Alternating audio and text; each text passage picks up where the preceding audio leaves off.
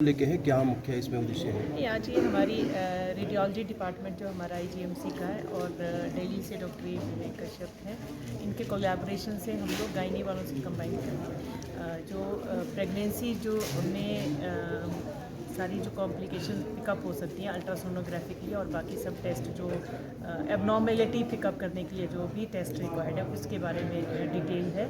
और इसमें अल्ट्रासाउंड और जो बाकी और टेस्ट हैं जिसमें आप कोई कुछ बच्चे में कोई गड़बड़ तो नहीं है उसको पिकअप करके फिर डिसाइड कर सकते हैं कि भाई किस बच्चे को हमें नहीं रखना है, अबॉर्ट करना की ज़रूरत है और किस बच्चे को हम कंटिन्यू करके पैदा कर सकते हैं। तो बाहर से कितने स्पेशलिस्ट डॉक्टर आए हैं? बाहर से अब ये डॉक्टर अनुपमा है, ये आपको भी डिटेल में बताएंगे। Radiology cheese head of radiology department. तो कहाँ से ये प्रोग्राम कब तक रहेगा, कितने दिन तक? ये 2 दिन का है, आज और कल। Thank you. जान को भी खतरा है। ऐसे में हमारी अब इतनी आधुनिक टेक्निक हो गई है कि हम डॉपलर के माध्यम से उसमें हम ब्लड फ्लोज देख सकते हैं कि उसमें कुछ गड़बड़ हो रहा है तो हमारी गायनी डिपार्टमेंट्स और हमारे जो क्लिनिशियंस हैं वो ऐसा इलाज कर दें कि बच्चा भी सुरक्षित हो और माँ भी। तो ये मैटरनल मोर्टेलिटी रेट और इन्फेंट मोर्टेलिटी रेट हमारे पूरे देश में काफ़ी कम हो रहा है पहले से।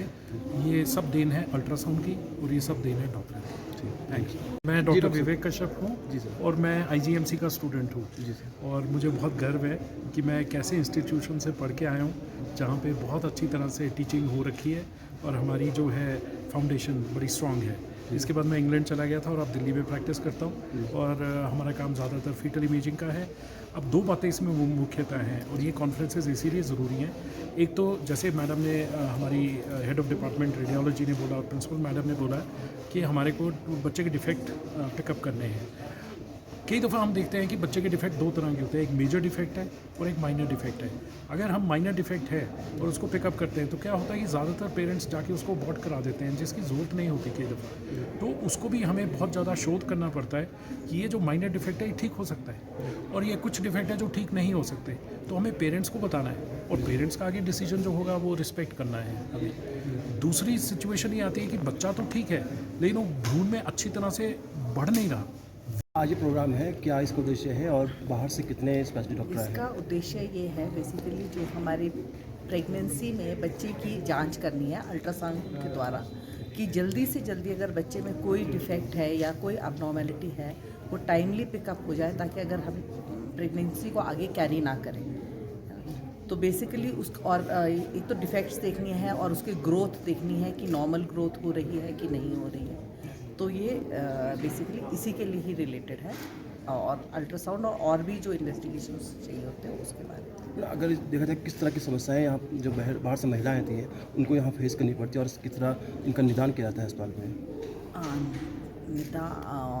लेडीज़ को तो मतलब अब जैसे एंटीनेटल जो भी प्रेग्नेंट पेशेंट्स होती हैं उनका अल्ट्रासाउंड करना बहुत ज़रूरी है।